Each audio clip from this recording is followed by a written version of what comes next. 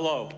I want to thank President Ruto for convening this event and prioritizing this important work. I started work on climate change over 2 decades ago after I left my full-time work at Microsoft, and I was focusing on fighting poverty and fighting diseases. When I visited Africa, I saw 2 things.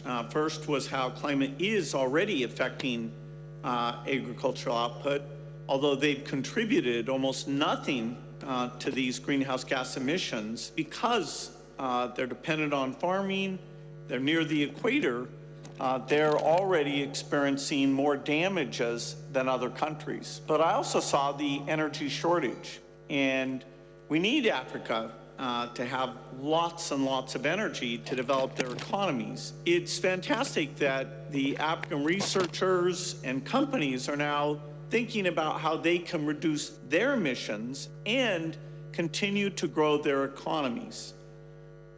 Breakthrough Energy is the organization I created to help with climate mitigation. The goal is to innovate, to make the cost of being clean far, far less. And that means we can reduce the emissions and avoid this temperature increase that has such a negative impact.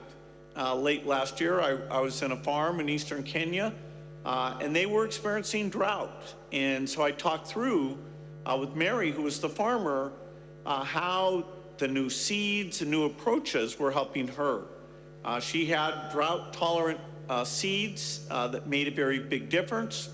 She also had chickens that were bred so they could be more heat tolerant.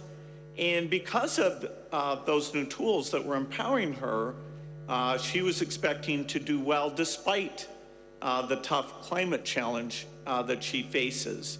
And so this is just one example, but by helping with better tools, allowing farmers like her, who are very innovative, to do new things, we can minimize these damages. I've seen there's African researchers work on innovations in fertilizer, making sure these new crops fit their ecosystems and getting those seeds out, getting them approved and making sure they're low cost.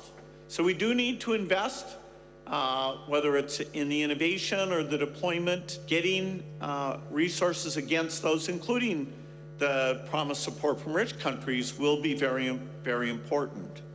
The global goal on adaptation, which will be finalized at COP, should lead to more investment to help Africa deal with these challenges. And so we need partnerships. We need government, philanthropists, businesses to come together to focus on climate adaptation.